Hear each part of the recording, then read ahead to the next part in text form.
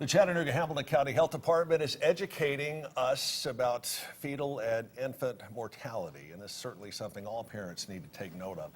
Lisa Vincent joining us this morning, and Lisa is the Fetal and Infant Mortality Review Specialist. Is that correct? That is correct. All right. Tell us about this program, Lisa.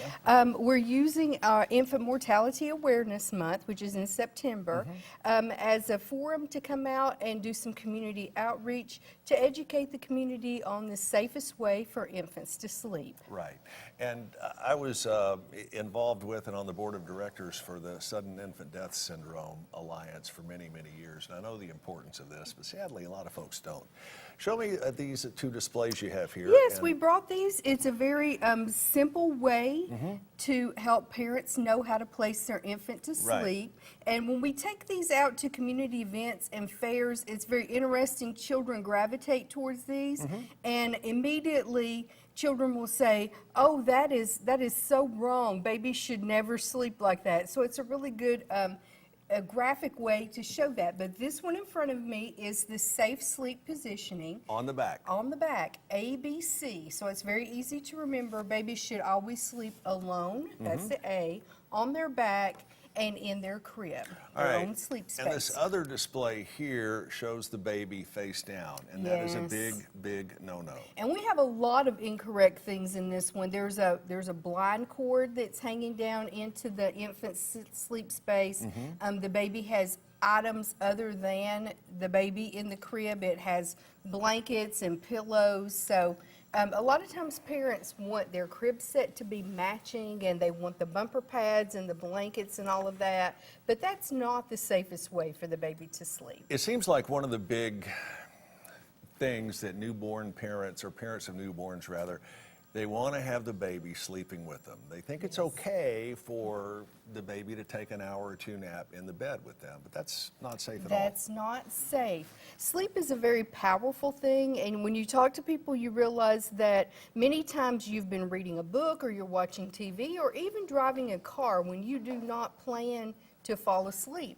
But sleep overtakes you, and you're not fully aware of what you're doing when you're asleep. So parents never put the baby in the bed to sleep with them thinking, "Oh, I'm going to roll over on this baby," or "This baby's going to get trapped between the wall and the headboard or the mattress."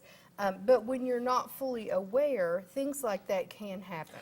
All right, let's assume that everything is equal, that the blind cord is not here and the pillows and whatnot. Everything is proper aside from the baby's positioning.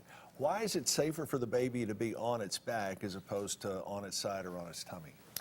We actually have a graphic. I'm not sure if they're able to put that up, but when the baby is sleeping on its tummy, the windpipe is actually anatomically lower than the pipe that goes to the stomach. Right. So if the baby has secretions that come up from the stomach, gravity can pull those secretions actually into the lungs. Right. Where if the baby is placed to sleep on their back, anatomically the windpipe is above the trachea, and the baby is more likely to be able to clear those secretions. And a lot of times, again, the newborn parents are just anxious for everything to be picture perfect like it was when they were kids, and there's obviously a lot changed. There is. As we have progressed with our reviews of cases where we have lost infants and we've been able to compile data, we have been able to see that the way things were done many years ago is not the safest way for babies. Yeah, and statistically speaking, the amount of SIDS deaths, it is decreasing, correct? It is decreasing. There's been a lot of focus and a lot of education done to promote the safest way for infants to sleep. But still with that, in Hamilton County, we had 5 infants die in 2015 for sleeping in unsafe sleep conditions. And that's 5 too many. That Lisa, is. thank you so much for joining us. Thank By the way, you. you'll be able to see this display and this lovely lady all out at the Hamilton County Fair talking about the best way to keep our babies in the safest sleep manner possible. If you'd like more information, stop by the fair this weekend or call the Hamilton County Health Department at 209-8135, 209-8135.